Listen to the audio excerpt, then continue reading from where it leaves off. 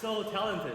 Robin is a world-renowned poet, and Leah is a published author. They asked me what I did before the show. I'm like, I'm a Pisces. I don't want to be here anymore. And this is weird. I know in the courthouse, I've never seen so many happy people in the courthouse. Right? Because as an immigrant, I learned that courthouse is where white people come to get a divorce. But immigrants, we love courthouses because this is where we come to get a citizenship. Right? Yeah, white people come here to take money from each other. We come here to take jobs from those white people. By the way, thank you for clapping. As you see, I am a stand-up comedian, so we don't do this, okay? No. We do grimy and uncivilized stuff. So if you want to laugh, please laugh. If you want to clap, please clap. If you do this, it's going to break my heart. But you can see, I'm a stand-up comedian, and I love comedy, right? Because as an immigrant, comedy saved my life. Because this is the whitest and the blackest thing I can do at the same time. Right? Because immigrants, we know this, right? We flex on other immigrants by doing white people stuff. Right? This is why I do this. I don't care about comedy. I just want my Chinese friends to see me on stage and be like, oh. Good English. But I love it, right? But you see, a lot of immigrants here, we have an identity issue. Right? I remember when I first came to Canada, which is about 2 hours ago, I didn't want to be Asian. I wanted to be white. And I had a vision board in my parents' basement for all the things that white people love. Right? Like just mayonnaise, Birkenstocks, and like pictures of Tom Cruise. And I'll walk around school trying to do white people stuff, and I didn't know what I was doing, so I'll just drag a canoe around. Or I'll hold like a stand-up paddleboard, just a paddle, like I said, I don't have money for the whole board. Right? Or once in a while, I'll just do what other white kids do, just yell at my parents for no reason. It doesn't work. You know? It doesn't work. And it's tough being an Asian kid. I don't know if you've held this before. Kids were mean in high school. You know what they used to call me? Calculation. That's genius. And I got really fed up one day. I went to one of the white kids. I'm like, hey, Kyle, stop calling me calculation. Not all Asian men are nerds. And he goes, prove it. I said, fine. I said, listen, there's at least 1.412 billion people in China, right? And out of the 1.412 billion people in China, at least 55% of them that are men.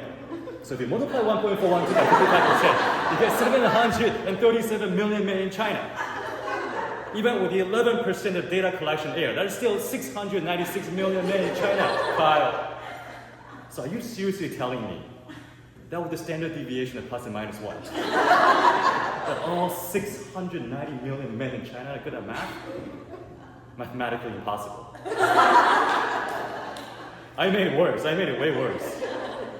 But clearly I was struggling. And all this time when I was struggling, my parents didn't know because Asian kids were taught to suppress our emotions. We have no feelings. This is me being happy. And I grew up in a traditional, old-school household. My grandpa was this conservative military man who served in the military, and he's really, really old school. And he hated it when we used to show emotions. He had this thing where he said to me, no smiles, no cries. That's his thing. Every time I would show emotion as a kid, he'll be like, stop it, stop crying. That's gay. Grandpa, you can't say that. Robin's here. She will kick your ass. Right? But it's that kind of culture that breeds sort of passive-aggressive parenting out of my parents. I don't know if you had parents before. I don't know if you've been Asian before. But Asian moms are hard, right? You ever try to help your mom and she will refuse your help and diss you in just one sentence? It's the most effective parenting. Like the other day I saw my mom, she was carrying groceries. And I was like, hey mom, let me help you carry those. Those are heavy. And she goes, you want to carry these? I've been carrying this family for over 70 years. That's another 5 minutes. I'm like, what? And this entire time, my dad was supporting me in my struggle like every single Asian dad would, with his silence. Yeah. But one day, he broke that silence. And he came out to me, he said, son, I know you're going through a lot. And I want you to know this, no matter what you do, what you say, what you wear, just remember this one thing. And he said to me in Chinese, I'll never forget this. He goes, 你人在外面，白人都在看，你不可以让我们中国人丢脸。He goes, you are a foreigner in this country. What you do, white people will judge you and our entire race. So no matter what you do, do not embarrass our people. And he was getting so serious and so emotional. I'm like, Dad, are you getting serious and emotional? Grandpa said that's gay. But you see, we're so stupid, we didn't know what we were doing, right? But I really learned to appreciate my parents and my heritage all these years. And one of the things I really appreciate about my parents is the gift of second language. That's what connects us a lot of diasporas. When I go on the street and I hear another language that I understand, I feel like I'm part of that community. I remember the other day I was walking on the street, and there's this old Chinese couple walk by. You know, they were so old, they couldn't be less than 80 years old. And they're walking, and you know how old Chinese people walk, right? Like an ice skater on fentanyl. And then they walk by, and all of a sudden a really cute bulldog just went by in front of them. And very lovingly, the Chinese man said to his wife, he goes, 长得像你, which translates to, looks just like you. He probably had the same grandma that I had, huh? But sometimes speaking a second language also saves lives. You know, last year I was traveling across Europe, and I was in London. You know, this is London, UK, not Ontario. This is where the real whites are. You know, this is where when they first launched white privilege.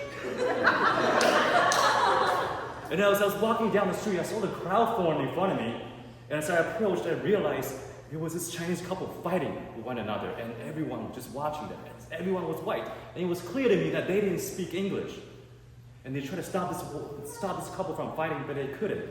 And at one point of their fight, I see the man who lost it on his girlfriend, and he pushed her in front of all these white people, and the whole crowd gasped. And I freaked out too, because I saw the way he pushed her. I'm like, man, that's really good Tai Chi. But then the whole crowd turned and looked at me, because I was the only Chinese guy there. And they looked at me in the same way that you would look at a crying baby on the airplane. You know, they just like, fix this. So I gotta fix this in front of everybody, right? So I parted the crowd like Moses. And I went in and I said to that man, those words, my dad said to me those years ago.